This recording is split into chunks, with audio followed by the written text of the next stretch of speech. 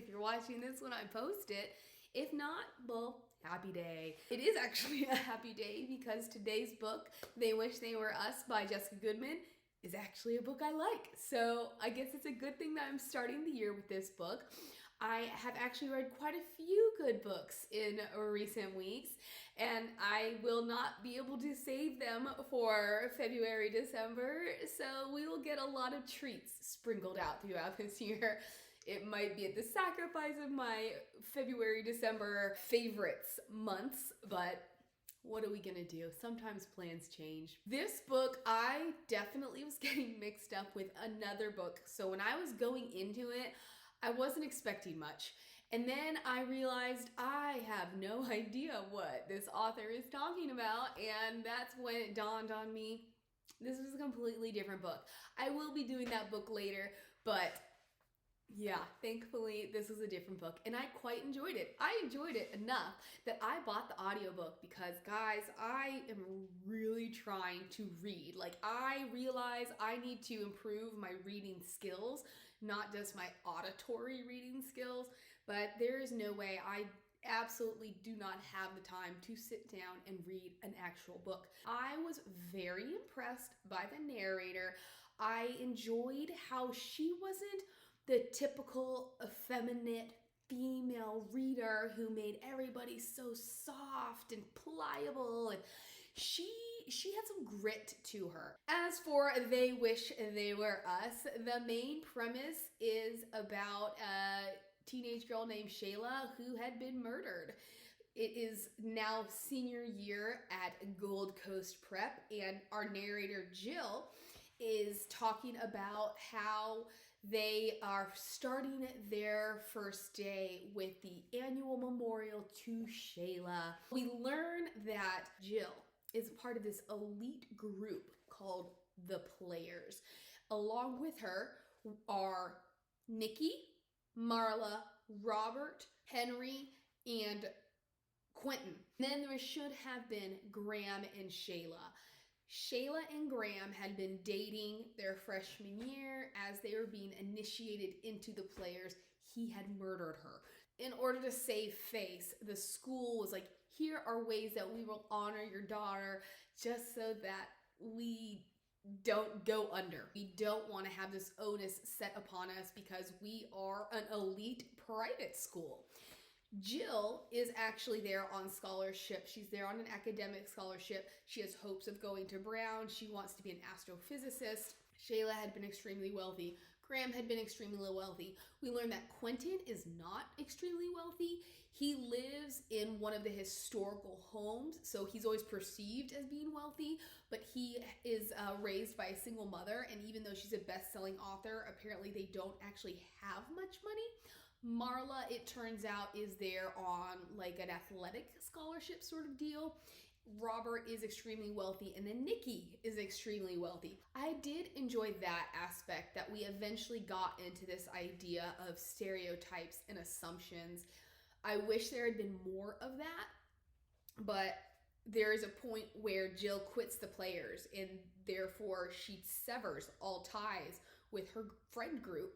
And when she's rebuilding those ties, she has these moments with some of the others, and it really dives deep into who some of these characters are. Honestly, I thought we could have done without Robert. We could have done without Marla. Henry is her boyfriend. For that reason alone, I would keep him because we got to have enough of him, and he does have a part. Quentin, on the whole, I didn't see a need for him. We didn't get much of him. Honestly, Goodman had far too many characters because apart from those 8, we also have Jill's crush. She has a boyfriend, yes, but she's crushing on this dude named Adam, her brother Jared, Graham's sister Rachel, and then we just kind of have a sprinkling of others.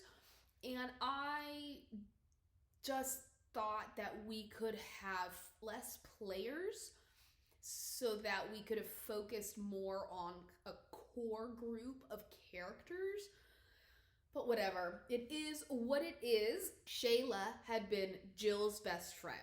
Nikki comes to town some odd years later, and then they sort of have this trio, but there's this underlying current that Shayla is in the middle and that each girl is vying for her attention. Then we also have Shayla's BFF, Kara. Kara lives in New York. Shayla used to live in New York. Eventually, she moves to Gold Coast, but she maintains a tie or ties to Kara. Again, now we have Kara, who I could have done without her as well. She does play a part eventually, and I did think it was interesting because all these people are vying for Shayla's attention, and they are all jealous of each other without really realizing the jealousy that the other one has towards them. This all goes towards, I liked Shayla. She wasn't necessarily perfect. Goodman showed her imperfections, but on the whole, I felt like she could do no wrong even when she did wrong. And I wanted people to recognize that she's not this bright and shining star. I understand after someone dies, and that's how we perceive them. But in all of flashbacks we get, and even after truths are revealed, nobody holds anything against Shayla. I wanted some of that to bring her down to earth, to connect to a little bit more. Anyways, the school year has begun. It is time to choose the new players. I didn't quite understand how the players were chosen. And then I also wasn't sure, because we realized that Jill is a somebody because she's a player. And even though people know about the players, it's a secret society of sorts. Her brother makes a comment about kind of her social life, and she's like, oh, well, I only have this social life because I'm a player. There's some other comments made, not necessarily by the characters, but by the author. And I was like, so is nobody else at this school allowed to party? Like, are the only people invited to parties are the players? I did kind of want an expansion on this school system. When you first hear about the lunchroom caste system, every lunchroom has a hierarchy, but like this one table is literally only for this group of people every single year, and it is the best table in the whole cafeteria. It's not like, oh, well, the popular kids just claim it and that's the table that they want. It's like, no, it's only ever going to be used by this sect of people. I thought Goodman did a really good job at creating this players phenomena. Fascinating, honestly. Like, the things that people would do is kind of like pledging a sorority, and there's all these requirements, all these things you must do that are not necessarily nice, and the lengths people would go to be part of it. But in the end, being a player gave you access to everything you could want.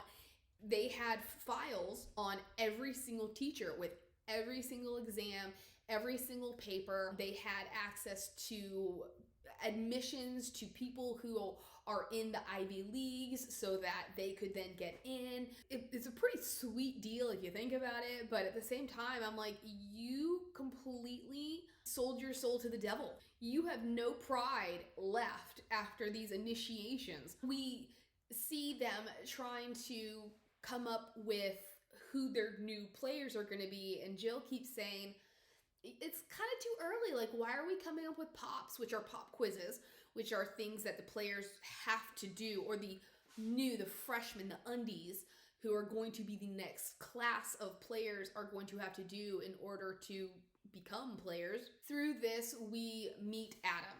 Although first, we meet Henry. I was a little confused about how Jill feels about Henry, because one of the first things we learn is that she's actually thinking about another guy when she's hanging out with Henry. And I'm like, who is this other guy? Eventually we learn that Adam is somebody that she had met when she was an undie, and he was tutoring her brother. Their whole relationship, I actually liked it. In the end, it was dissatisfying, But I liked that it wasn't that typical, like, I'm pining for him and eventually he sees that he likes me too. She's friend zoned the entire novel. But there's always like kind of these comments that are giving us the impression that maybe he doesn't want to be in a friend zone with her. He is a player, and so he is the one who recommends her as a new player. And I was like, I just don't understand how they choose their players, because it's not like they choose the people who have the potential to be the most popular in school. They choose from a wide variety of athletes, smart kids, and just everything. We meet Adam. He has a brother named Bryce who's also a freshman, and is like, oh, is Bryce going to be a new player? And he's like, hey, you need to take care of him. I know you've got my back. From there, her brother makes this comment, and she's like, do I tell him? Do I not tell him? Like, am I getting the feeling that he wants to be part of this society when he doesn't? I don't think he actually knows about this society yet. It's not until they have a conversation and he's talking about how poorly he's doing in one of his classes that she reveals to him about the players, because they have every means to cheat and succeed and pass. In the end, he does get selected to be part of this new player class. And again, I was kind of confused because there's 8 people in each player class. It seems like they only choose 8 to go through this initiation. And my thought is, well, what if somebody drops out? In their class, obviously 2 of them didn't make it. It didn't seem to matter. They just were with 6. But I don't know. I was surprised that they didn't have a larger pool that they whittled down to the final 8. We learn about Henry, we learn about Adam, we learn about the start of selecting a new player class, and essentially how this year it's going to be different because they really debase themselves to be part of the players.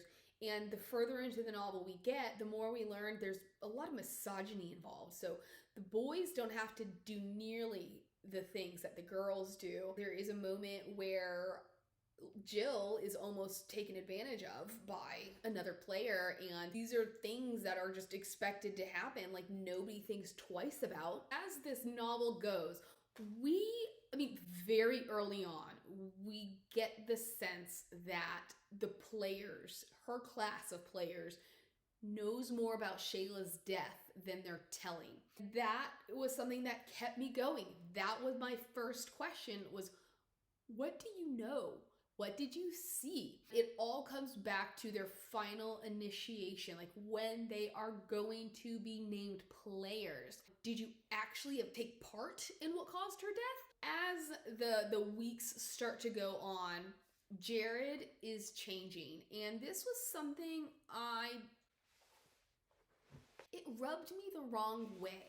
Because Jared is, by nature, he's not a popular guy. He doesn't do things that would automatically make you think that that's the clique he's going to land in. He somehow gets invited to play in a band with Bryce. It's like he goes from being in like an orchestra band, playing cello or something, to playing like the bass guitar in Bryce's rock band. He seems to be a really sensitive person as well. So I do not know how he transformed so quickly, because almost part of me was wondering if maybe he was spying on the players and feeding this information back somewhere else. That's why he was showing interest and he was getting involved with things. It was a cover story. They have some pops. So the first one is that apparently at some point in Gold Coast history, because the players have been around for dozens of years, like back in the 80s, when they tape recorded things, some of the players had tape recorded sexy scenes. Ever since then, one of the pops that Undies had to perform were these sexy scenes. So basically they had to act them out loud. Marla, she was completely pointless, but for this pop, she's like, oh, this is boring. You guys need to like enact it. It does go to show the lengths that these undies have to go through to in order to become players. But none of these, except for Robert, who was a jerk and a half, and then Nikki, who became power hungry, none of these, the senior players, seem to be particularly vindictive and vicious. And so the fact that they went from kind of having this understanding that they would do things different to being as bad as anybody, I didn't understand. But then the next big pop that we see is what drives Jill over the edge. It's called Road Rally. And for Road Rally, it's kind of like a scavenger hunt. So there's all these things they have to check off the list. They're all really embarrassing. They have to break up into groups. Some of the undies will go with like kind of a group leader of an older player. And when they get back, Jill sees these photos of her brother. One, it's an unwritten law that siblings are off limits. But then there's this photo of him making out with Marla. And then there's another photo of one of the female undies is being debased. And he's in the background just laughing like it's not a big deal. And Jill is having this come to Jesus moment where she's like, why are we doing any of this? This is pointless. This is not okay. And I don't want to be a part of it anymore. So she becomes the first player ever to quit, which obviously severs her ties with her friend group. In the midst of this, so almost halfway through the novel, so we know all about Shayla's death. We're getting these flashbacks. Things are being filled in. I mean, the book, it had good pacing. It was very interesting. There was not a point where I was like, eh. But what I did start to notice is the book, it's described as they're going along with their daily lives until Graham declares his innocence. And that is the catalyst of the novel. And it's not. We do get it a little early on. Graham's older sister, Rachel, texts Jill early on. And she's like, hey, I don't think Graham killed Shayla. Like, do you want to know the truth? And then Jill eventually texts back and never hears from Rachel. She mentions it to Adam, and Adam's like, oh yeah, she reached out to me over summer break, and she's totally crazy. Side note, he and Rachel used to date. The bomb is dropped that Graham is officially redacting his statement. He is no longer claiming to be guilty. He is saying he is innocent and that he wants a retrial. But we don't actually get into that until almost halfway through the novel. And that bothered me because the whole novel was supposed to be, we understand Shayla was murdered, we understand she was murdered by Graham, but then 3 years later, Graham says, I didn't do it. The first half was mainly learning about the players, which it was interesting. I'm not gonna say anything about that, but that wasn't what the book was about. Like, we needed to intertwine the players stuff and the murder stuff more. It was kind of like we're learning about the players and then we're learning about Shayla, but we're not learning about Graham saying it wasn't me. And now Jill's world is turned upside down because she can't decide if she wants to be Team Graham or if she wants to be Team Players. She has responded to Rachel. Rachel has responded to her. They have chatted. They have gone to see Graham, and he's like, so the thing is, I have no memory. It's basically one of those things where my pop, my very last pop, all their pops, their last pops were about their greatest fears. And here, his had to do with spiders. He was locked into a bathroom, locked into a shower as spiders were tossed down on him, and he had a bottle of tequila to get him through it. So that's what got him through it. So he was wasted. He was blackout drunk. And then the next thing we know, he has blood on him and Shayla is dead. It's one of those deals where he's in the interrogation room. Eventually he just says, I did it. You know, I'm tired of being here. And sure, if that's what you want to hear, that's what I'm going to say. But now 3 years later, it's like, I can't say I did it. I don't remember anything. It's an absolute turning point. So I can't see why it's the middle of the novel. I just thought we needed more of the investigation part. We needed more of Jill coming to terms with should I, shouldn't I, before she meets Graham. and before she severs ties and she crosses over that line. Also around this time, we are seeing that early acceptance letters are coming in and everybody's super worried about whether or not they got into their first choice. She does get into Brown. She also got into the state school, but for her to get into Brown, she needs a scholarship. So her next step is to study for the scholarship test. Without all the player files, she has to do it all on her own. This part for me, I think it was purely me because sometimes when I listen in the shower, I can't properly hear things.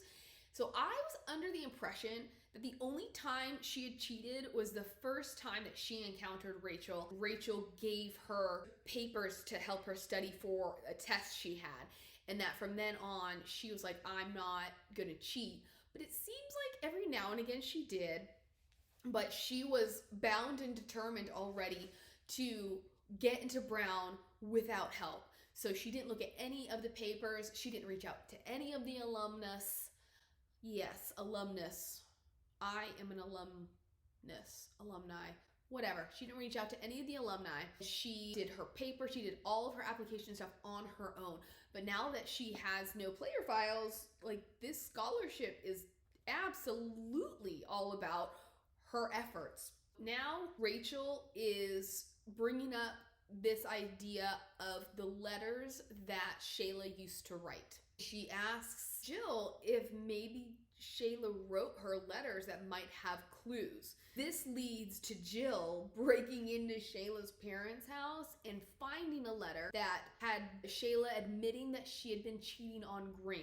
This letter led Jill and Rachel to believe that Shayla had been sleeping with a teacher. And there's one particular teacher, Mr. Bowman, who had graduated like 10 years prior from Gold Coast Prep. And he's kind of like the hot teacher, even though he's not outwardly hot. There had been rumors about him already. And so they're like, oh my gosh, Shayla was sleeping with Mr. Bowman. They turn their evidence over to the police. Bowman is arrested and interrogated and deemed not guilty. This then, the day of her scholarship test, so she takes it in the morning and then she gets called into the principal's office later that day, and the principal basically blackmails her because we don't really know what kind of insight adults have into the players, but the principal is like, I know everything. See this test you took? Well, if you don't back off, I might just have to tell them that you cheated. She's like, but I did not cheat on that. And he's like, but what about all the other help you've had this entire time you've been at Gold Coast Prep? So he blackmails her into backing off, which she does. She and Rachel do go to see Kara because that letter that she had found was addressed to Kara. Kara reads the letter, and I had issues with Kara because I didn't think she was necessary. If she had had a larger role, like with Nikki, and we are constantly having this fight over Shayla, which I was like, what is so special about Shayla? I liked Shayla. I really did. I thought she was a great character. But the thing is, we all have that one person that we know that everybody wants to be friends with. So I guess I'll just give it to that because that would be Shayla in this scenario. But Kara is not supposed to see Rachel because Kara's mom has banned her from having anything to do with Shayla, essentially. She has taken all of the letters that Shayla ever wrote and basically just erasing Shayla from Kara's past. Kara's like, I don't like either one of you, and I'm a super snob, and oh yeah, do you notice my diamond earrings? Which actually, I don't think she did that. I think Jill on her own noticed these diamond earrings. We learned that Shayla used to admire these earrings. Kara wants to read the letter by herself. She needs some time to herself. So she's like, hey Rachel, would you please leave? And Jill's like, I'll just go to the bathroom. So instead of going to the bathroom, she finds herself in Kara's bedroom. She does all these comparisons about her relationship with Shayla and Kara's relationship with Shayla. The end result of all of this is that Kara does not have the letters that Shayla had written her in the past. She can be of no help because they're like, did she reveal things to you? And the only thing Kara will say is, I knew Shayla had been cheating on Graham, but I don't know with who. We also learn that Nikki knew that Shayla had cheated. We get a lot of little points of contention between Nikki and Jill because they were not necessarily friends. They were Shayla's friends, therefore they were friends. And then obviously after Shayla's death, they're forced into that best friendship. There's one instance because Jill is on the Science Bowl physics team, something. Anyways, but she has this competition. And for the players, there are some things that you can ask off for so that they can't do pops on those nights. Apparently, they did not care that she had a big competition the next day. And they had the initiates come in, sat them in a sauna, and they fed them like moonshine or something. I don't know. It was some kind of a heated liquor that was extra powerful, but Jill was like, I can't drink this. I have this event tomorrow. I have got to be on my game. Shayla drinks for both of them. And when the players finally let the undies out, they are just in really bad shape, especially Shayla. And then the head, the Toastmaster, Jake, who he was a piece of work. They said, we got to get Shayla to the hospital. We have to have her stomach pumped. And he's like, oh, well, like, why did you mess all of this up? You guys need to leave. I don't want to get in trouble for whatever you've done. This is something that Nikki would hold over Jill because she's like, oh, you never take responsibility for yourself. You always let Shayla do that for you. But then she reveals that the one secret she had that Jill did not have was that she knew that Shayla was cheating because Shayla had said something when she had been drunk. I like this whole thing in theory because it is then what drives things forward. We realize that the key to how Shayla died lies within the person that she was seeing. Biggest spoiler of all, she was cheating with Adam. My problem with this is one, there were no breadcrumbs to say that we should suspect Adam. We totally get that he has friend-zoned Jill. We also get that he isn't always the most thoughtful of guys. He's got his own secrets. But there is nothing to intimate that he had anything going on with anyone else, because all we hear from Jill's perspective is how he and Rachel were this golden couple, and Rachel was this absolute stunner who it was embarrassing to have to share the same air with, because how could anybody compete with her? At what point are suspicions cast elsewhere? I don't mind if it's not obvious, but there was nothing. Because I thought back and I was like, there's nothing that said Adam was involved in this more than he needed to be. She had started seeing him because she was in the theater program and he's a writer. And so he would help work on the plays. So they start to bond over that. And then circumstances kind of thrust them together and they realized that they wanted more, but they didn't want enough that they would break up with their significant others. And it seems like the second time they were together, they slept together. I was all right with all of this. Well, okay. So basically, we know me. I read the end. I want to know what Jill thinks of this.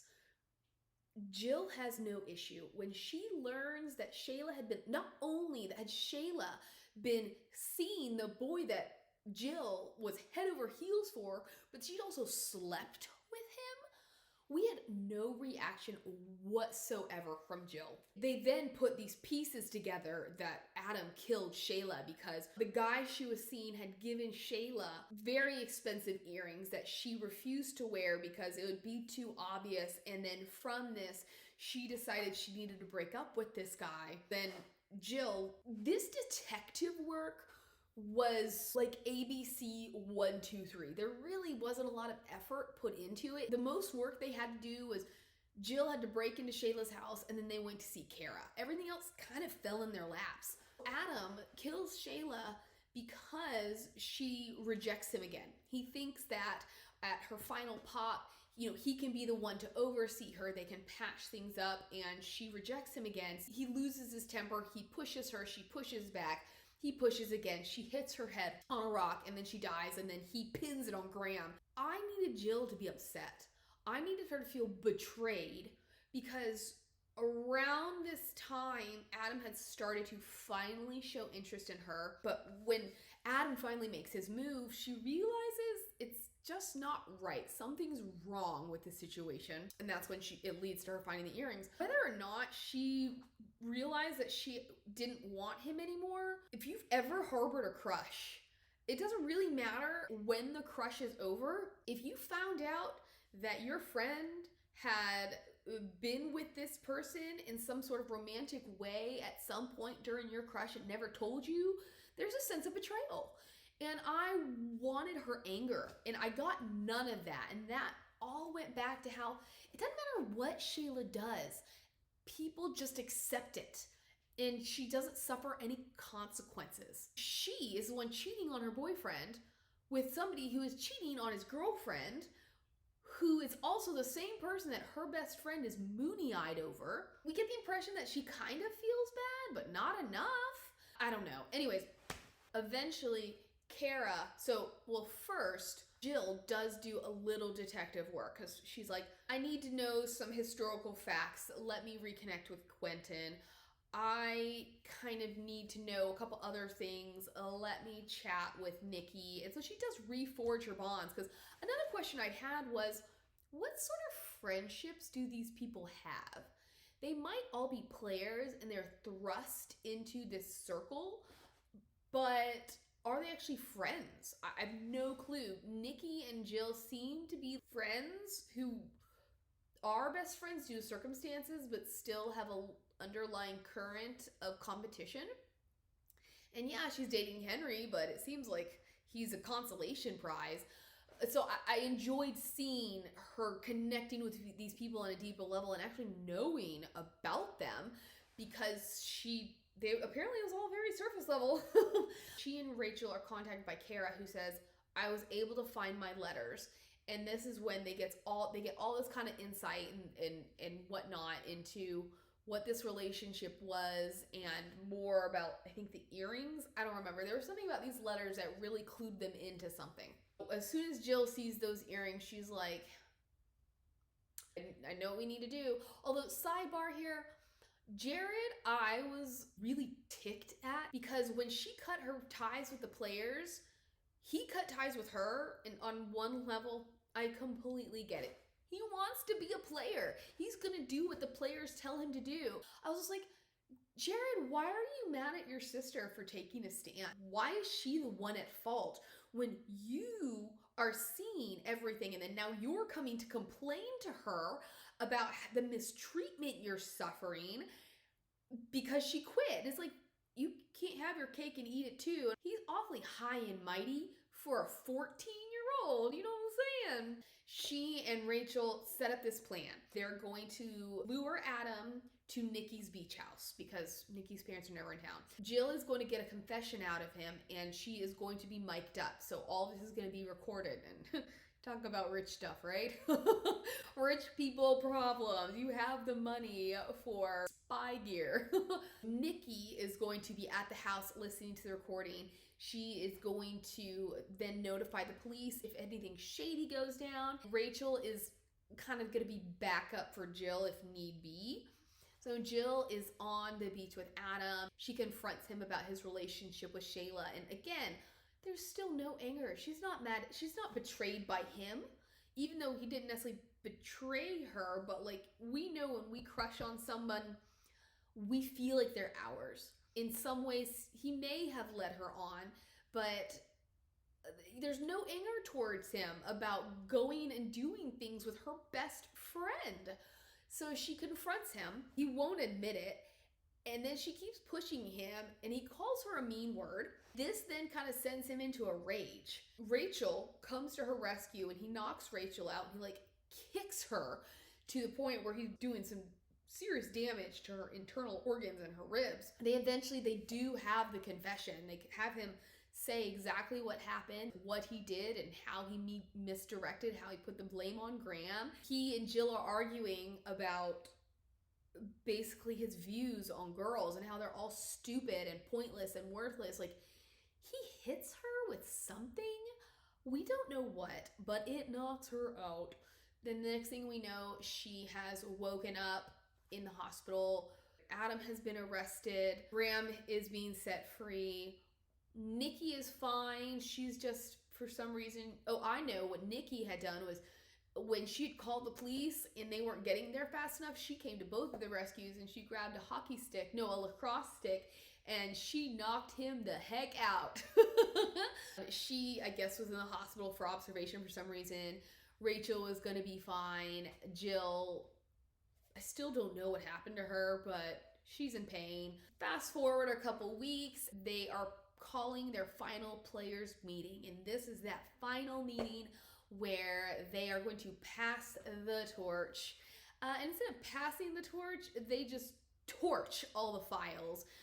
Nikki, who is their class's Toastmaster, tosses the binder full of stuff into the fire, and then she reveals that she has had the app with all the other information erased. There are no more players. Like, the players are over. You do on some level feel really bad for those undies, those freshmen, because of all the stuff they were put through for nothing. But I did like how the whole thing came full circle in that Jill's class was the class that was going to make a difference. They started on this sour note. And from that, and from the humiliation, and all those other things that they'd experienced, they were gonna change the narrative. In the end, they do. This book, it was very good. Most of the way through it, I was 5-star all the way. But then when I realized how little of the murder mystery was actually involved, the characterization was great. The world building was fantastic. The pacing, it was a wonderfully written book. But the premise of the novel was largely absent. And that gave me some issues, because I needed more of them trying to solve Shayla's death rather than seeing the circumstances of her death and spending 30% of the novel actually finding answers. This is something small and super personal. In the end, we don't know if Jill gets the scholarship, but we get the impression that she did get the scholarship, but she decides, because Adam went to Brown, so her first thought was really, I want to go to Brown to be with Adam. But then she learned about Brown, she visited Brown, and she realized this was a really great school for what she wanted to do with her life. And so I was totally on Brown's train with her, but she decided instead to go to State because she didn't want to have anything to do with things that Adam was involved with. You know, school is school, education is education, as long as you have one. But I was like, you're passing up what eventually became your dream school, less Adam, for a state school? Granted, she had a full ride there, so that was great for her too, because her family doesn't have money. But I was devastated by her not choosing Brown. I thought it was a dumb decision. I understood the decision, but I thought it was a completely dumb decision. That's it. I've gone through all of my notes. I hope I did this book justice. I would absolutely recommend it. If you have any recommendations about similar type novels, please let me know. And don't forget to like, subscribe, comment, and just show me that I am not here by myself. Have a great year. Bye.